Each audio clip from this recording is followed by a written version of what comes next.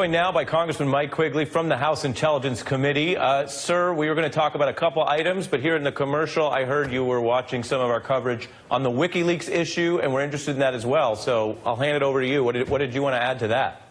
Yeah, it's interesting listening to the folks you just had on.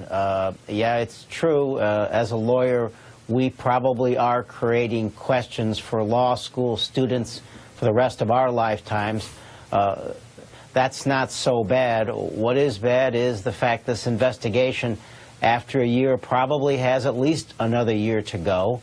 It's certainly not getting any help from the White House, just the opposite, and unfortunately not getting any help from the House Republicans. This is serious stuff. We face the very real possibility of a constitutional crisis.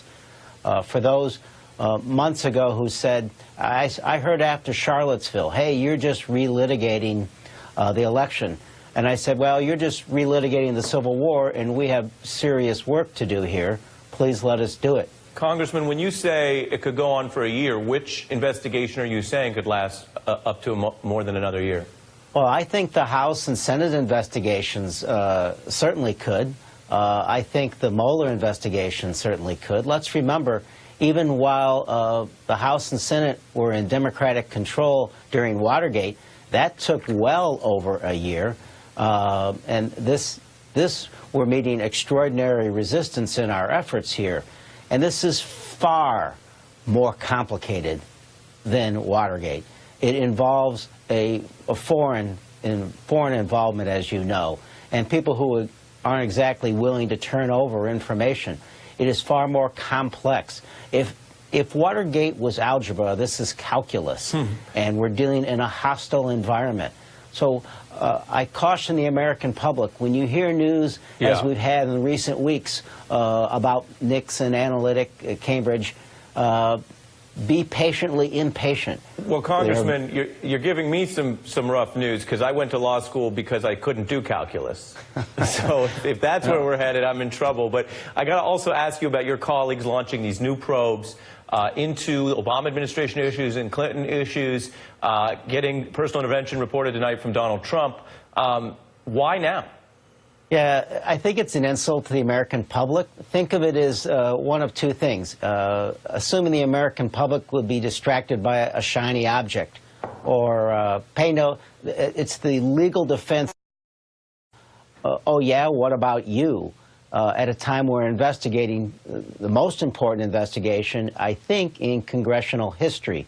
So it didn't begin just recently with the masking, unmasking, and the uranium investigation. It began at the very beginning when Chairman Nunes went to the White House at midnight, had a press conference the next day, and then briefed the President. The President of the United States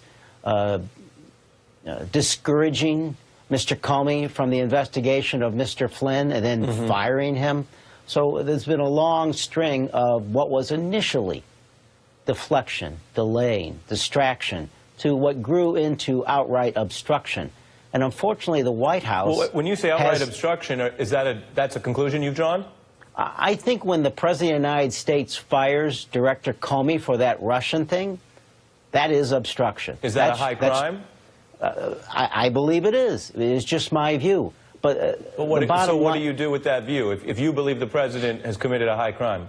Look, at this point in time, I did criminal defense. I'm not sure what kind of law you did, but what I tell folks is, in the middle of an investigation, you don't stop and say, okay, let's charge someone. Right. I think you wait till the investigation is complete. I understand.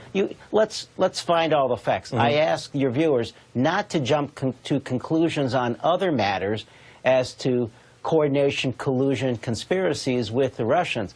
Let the investigation take its course. Look, 2 years ago, if you had said that we would find out that the President's son would have agreed to this meeting, encouraged it, and said he'd love to get that information, the information we're gleaning about Mr. Smith, the Nix revelation, Mr. Kushner's wanting to have back-channel meetings through the Russians. Right. We never would have anticipated all this.